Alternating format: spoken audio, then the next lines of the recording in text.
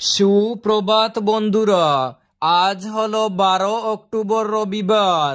আজকের সকালের অসম তথা সমগ্র বরাক উপত্যকার বিশেষ বিশেষ খবরগুলি হলো: গড়ের বন্ধ পাতা বাবার এখানে শান্তি শৃঙ্খলা ভাবে পাতা দেওয়া হচ্ছে, জানালেন জেলা পরিষদ সদস্য রাজেশ দাস।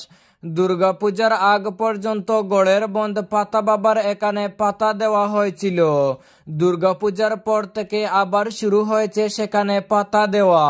প্রতিদিন পাতা বাবা দূর দূরান্ত থেকে আসা রোগী থেকে শুরু করে সাধারণ মানুষদেরও পাতা দিয়ে যাচ্ছেন।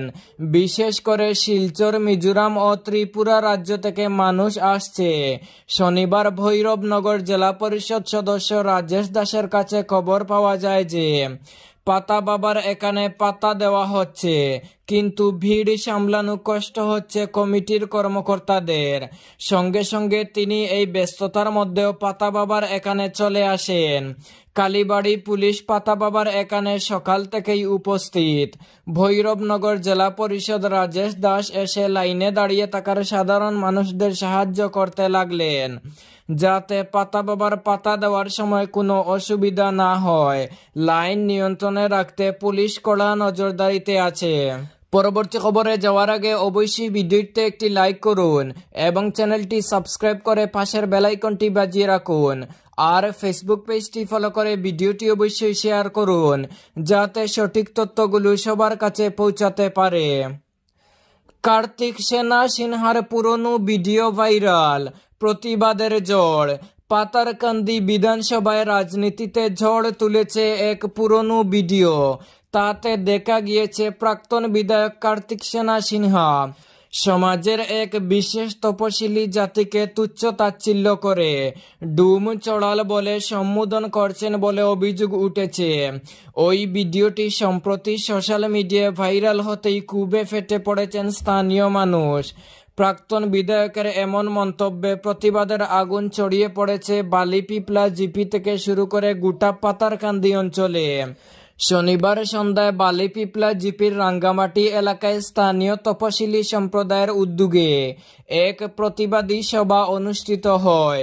সভায় উপস্থিত ছিলেন এলাকার বিশিষ্ট নাগরিক, পঞ্চায়েত প্রতিনিধি ও সাধারণ মানুষ। সভা জুড়ে ছিল ক্ষোভ, আক্রোশ ও অপমানের জবাব দেওয়ার হুঁশিয়ারি। অভিযোগের মুখে কার্তিক সেনা সিনহা জানান, ওই ভিডিওটি প্রায় 15 বছর পুরনো এবং রাজনৈতিক উদ্দেশ্য প্রণোদিতভাবে তা নতুন করে প্রচার করা হচ্ছে। তার বক্তব্য, আমি কাউকে অপমান করার উদ্দেশ্যে এমন মন্তব্য করিনি। রাজনৈতিকভাবে আমাকে হেয় করতে পুরনো ভিডিওটি নতুন করে ভাইরাল করা হচ্ছে। এতে আমি গভীরভাবে মর্মাহত। হায়দ্রাবাদে সড়ক দুর্ঘটনায় মৃত্যু খালাইনের যুবক। হায়দ্রাবাদে এক ভয়ঙ্কর সড়ক দুর্ঘটনায় প্রাণ হারিয়েছেন বিহারার খালাইন এলাকার যুবক কবির উদ্দিন, বয়স 28। পেশায় তিনি ছিলেন একজন লরি চালক। শনিবার দুপুরে ভয়াবহ দুর্ঘটনাটি সংঘটিত হয়। কবির উদ্দিনের বাড়ি খালাইন অঞ্চলের সরিষাকুড়ি গ্রামে। গ্রামে এ খবর পৌঁছালে শোকের ছায়া নেমে আসে। আফগান বিদেশমন্ত্রীর অভ্যর্থনায় মৌলবি, স্ত্রী ও 2 সন্তানকে মসজিদের মধ্যেই খুন উত্তরপ্রদেশে। আফগানিস্তানের বিদেশমন্ত্রী আমির খান মুত্তাকিকে অভ্যর্থনা জানাতে গিয়েছিলেন স্বামী। সেই সুযোগে মসজিদে ঢুকে মৌলবীর স্ত্রী ও 2 শিশুকন্যাকে নৃশংসভাবে খুন করল দুষ্কৃতীরা। ভয়াবহ এই ঘটনা ঘটেছে উত্তরপ্রদেশের বাগপত এলাকায় গাঙ্গুলনি গ্রামে।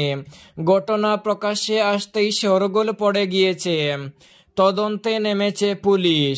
পুলিশ সূত্রে জানা গিয়েছে, মুজফ্ফরনগরের সুন্না গ্রামের বাসিন্দা ওই মৌলবী ইব্রাহিম গাঙ্গুলনি গ্রামের মসজিদে নামাজ পড়তেন। সেখানেই মসজিদে থাকতেন তার স্ত্রী ইশরানা, 2 কন্যা সুফিয়া ও সুমাইয়া। তাদের বয়স যথাক্রমে 5 এবং 2 বছর। স্থানীয়দের তরফে জানা গিয়েছে, শনিবার মসজিদে নামাজ পড়তে গিয়ে স্থানীয়রা মৃতদেহ পড়ে থাকতে দেখেন। সঙ্গে সঙ্গে খবর দেওয়া হয় পুলিশে। মিরাটের ডিআইজি নিজে ঘটনাস্থলে গিয়ে খতিয়ে দেখেন সমস্ত কিছু। পুলিশের দাবি, আফগানিস্তানের বিদেশমন্ত্রীকে অভ্যর্থনা জানাতে গিয়েছিলেন ইব্রাহিম। সেই সুযোগেই এই হত্যাকাণ্ড চালানো হয়।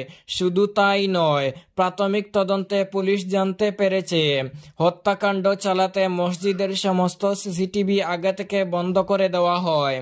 অনুমান করা হচ্ছে এই পরিবারের ঘনিষ্ঠ কেউ এই হত্যাকাণ্ড চালিয়েছে।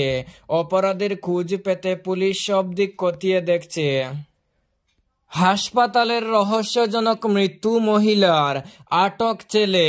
শনিবার এক অমানবিক ঘটনার সাক্ষী রইল করিমগঞ্জ সিভিল হাসপাতাল।